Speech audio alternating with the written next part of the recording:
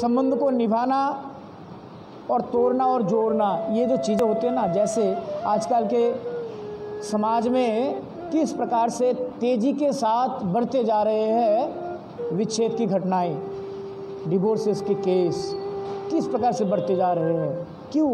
क्योंकि हम समझते नहीं हैं, अंडरस्टैंडिंग की कमी है। दुनिया में लाखों के तादाद में इसलिए डिवोर्स हो रहे हैं क्योंकि कपल के बीच में अंडरस्टैंडिंग की कमी है। अब जहाँ अंडरस्टैंडिंग की कमी है वह ना तो वो किसी और को समझेंगे ना खुद को समझेंगे। खुद को ना समझने का अर्थ क्या है? मैं कब गुस्सा करूंगा, कब किसी को प्यार करूंगा, कब किसी को गाली दूंगा, कब किसी को आदर करूंगा, मुझे ही पता नहीं होगा, क्योंकि मैं खुद को जानता नहीं हूँ, खुद में मुझे संतुलन नहीं है। यही तो कमी है। इस कमी के कारण ही तो आज दुनिया में लाखों की तादाद में, करोड़ों की तादाद में डिवोर्सेस हो रहे हैं। अगर इस डिवोर्स के केस से हमें दूर रहना है, अपने वैवाहिक संबंध को हमें और भी अपग्रेड करना है, खुशी के साथ रहना है, आनंद के साथ संसारिक जीवन को यापन करना है, एक ही सरल उपाय है कि आप स्वयं को जानो। पहले स्वयं को जानो, फिर आप दूसरों को जान सकोगे। जब तक आप स्वयं को नहीं जान पाओगे तब तक आप दुनिया को नहीं जान सकते। यही गलती हम बार बार करते हैं समाज में कि हम खुद को तो जान नहीं पाते, चलते हम दुनिया को जानने।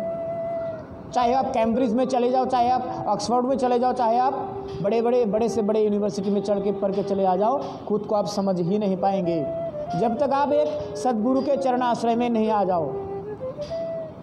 क्या एक वैज्ञानिक को जाकर के आप कह सकते हो? मानिए आपके समक्ष में अभी के अभी डाल्टन एक अणुवैज्ञानिक हुए, बहुत बड़े अणुवैज्ञानिक डाल्टन, अगर उनके समक्ष में गए और उनको आप कहा कि मुझे परमाणु तत्व के बारे में अभी के अभी समझाइए और मैं इस पूरे थ्योरी को अभी के अभी समझना चाहता हूँ, क्या आप मुझे समझा सकते हो? बोले नहीं। क्यों? आपको इसमें रेगुलरली अध्ययन करना पड़ेगा, आपको पढ़ाई करने होंगे। इसी प्रकार हमारे परम गुरु जी जो सेकंड में है, भक्तिदत्त माधव गोस्वामी महाराज जी कलकत्ता में रहा करते थे। तो उन दिनों में एक साइंटिस्ट हुए, काफ़ी सीवी रमन का नाम सुना है? डॉक्टर सीवी रमन दक्षिण भारतीय थे वे, परंतु कलकत्ता में वो रहे कई वर्षों से रिसर्च के कारण। तो परम गुरु जी एक बार उनको हमारे जो धर्म सभा होते हैं, वात्सरिक धर्म सभा, उसमें निमंत्रित करने के लिए उनके बंगलों में गए। तो जैसे बंगलों में गए उनको निमंत्रण देने के लिए, तो मिले। तो सीवी रमन ने कहा कि महाराज जी आप आए हो, अच्छा किया आपने, परंतु मेरी एक ये गुजारिश है कि मैं नास्तिक हूँ, एक वैज्ञानिक हूँ, तो नास्तिकों का क्या काम है मंदिरों में, इसलिए अच्छा होगा कि मैं ना जाऊँ वहाँ। मैं क्या बोलूँगा, मैं तो वैज्ञानिक हूँ, एक नास्तिक हूँ, भगवान को मानने वाला नहीं हूँ मैं। तो परम गुरु जी ने कहा कि आप मानते क्यों नहीं हो भगवान को? बोले मानते नहीं हो मतलब हमारे वैज्ञानिक लोगों का मूल थ्योरीज होता है कि जो हम देखेंगे नहीं वो हम मानेंगे नहीं, मतलब जो हमें दिखता नहीं है वो है ही नहीं इस ब्रह्मांड में, जिसका हमें कोई अनुभव नहीं है उसका कोई अस्तित्व ही नहीं है। तो परम गुरु जी ने बहुत विद्वत्ता के साथ उनको समझाया कि भगवान कैसे होते हैं। तो जैसे ही मानिए ये जो दीवार है, इस दीवार के पीछे भी मकाने हैं, बिल्डिंगें हैं, रास्ते हैं, क्या हमें दिखता है? अभी नहीं दिखता है। तो परम गुरु जी ने उनको कहा कि आपके इस दीवार के पीछे पूरा कलकत्ता पड़ा हुआ है। ये हमारी इंद्रियों की असमर्थता है कि हम भगवान को महसूस नहीं कर पा रहे हैं। तो ये कमी हम में है, हम दोषारोपण भगवान पे लगाए। तो फिर कहा उनको कि अगर आपको दीवार के पीछे पड़ा हुआ पूरा कलकत्ता को दर्शन करना है, देखना है, तो क्या करना चाहिए आपको?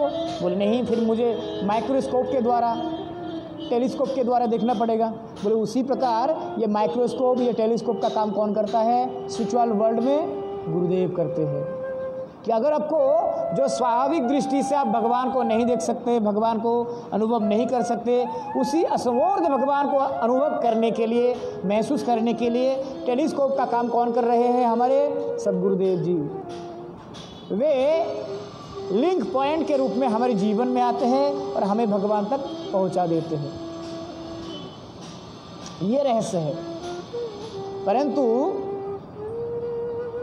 बहुत तर्क के बाद फिर आखिर में सीवी रमन स्वीकार कर ही लिया आखिर कि भगवान के अस्तित्व होते हैं, और अंतिम में वे आए मंदिर में और उस सभा के वे सभापतित्व स्वीकार किए थे। तो इसी प्रकार से ये जो सृष्टि रहस्य है, ये सृष्टि रहस्य अत्यंत गूढ़ है।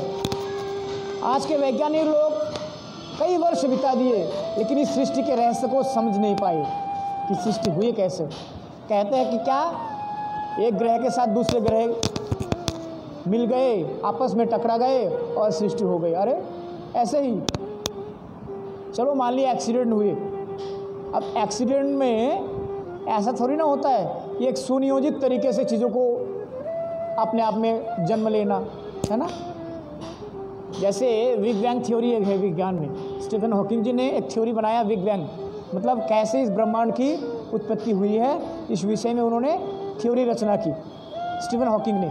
उस बिग बैंग थ्योरी में उन्होंने बताया है कि इस ब्रह्मांड एक दिन क्या हुआ, सूर्य से एक बहुत बड़ा ग्रह टकरा करके सूर्य को विखंडित करके 9 भागों में भाग कर दिया और बन गया नेपच्यून, प्लूटो, यूरेनस, ये पृथ्वी, अर्थ, ये सब बन गया। बोले चलो अच्छी बात है, बहुत अच्छी बात है भाई। जब ऐसा बन ही गया एक्सीडेंटली, तो माना कि एक्सीडेंटली 9 अंश सूर्य से अलग हो गए, परंतु ये एक फूल को देखो आप, ये जो छोटे छोटे फूल अभी उग रहे हैं ना, उस फूल को देखो कितने छोटे कितने सूक्ष्म हैं। जब हम फूल के पौधे को रोपते हैं, क्या उसमें हम रंग डालते हैं?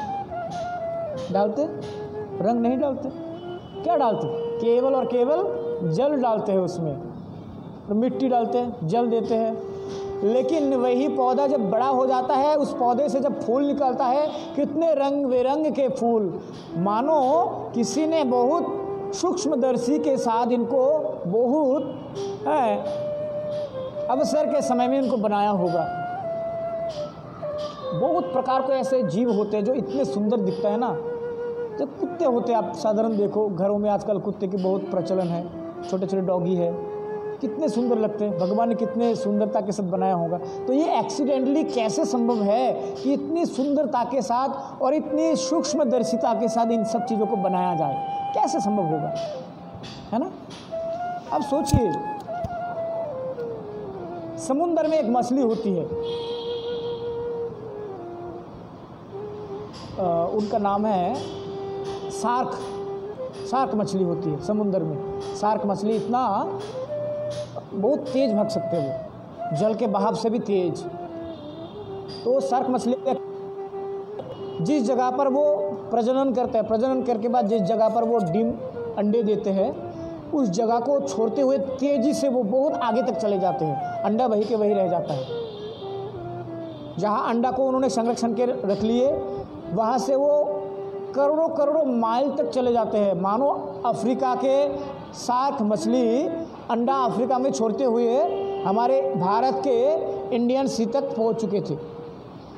जब वो मछलियों के अंडे से निकल करके मछलियों के जो बच्चा वो छोटे के आकार में जन्म लेता है, वही मछली फिर ढूंढते हुए, उनके पूर्वजों को ढूंढते हुए वो भारत तक पहुंच जाते हैं अपने आप में। कछुए का भी सुना हमने भगवान के कूर्म अवतार के बारे में। कछुए के जन्म कैसा होता पता आपको? समुद्र के तट में जाकर के कछुए लोग क्या करते हैं, अंडों को निकल करके वो रेती से ढक देते हैं गर्म होने के लिए। मतलब अंडा दिया, अंडा देने के बाद रेती से ढक करके कछुआ वहाँ से कहीं दूर चले जाएंगे, कहीं दूर जाकर के चुपचाप रहेंगे। वो अंडे के पास नहीं रहते, वो अंडों को ढक करके कहीं दूर जंगलों में भाग जाते हैं और चुपचाप उनकी जो थॉट्स है ना, उनकी जो चिंतन, जो एक क्या बोलते हैं इसको, जो उनकी जो चिंतन शक्ति का जो वाइब्रेशन है ना, वाइब्रेशन तो होता ही है, तो चिंतन शक्ति का वाइब्रेशन उस अंडे के साथ जुड़ जाता है, कनेक्ट हो जाता है।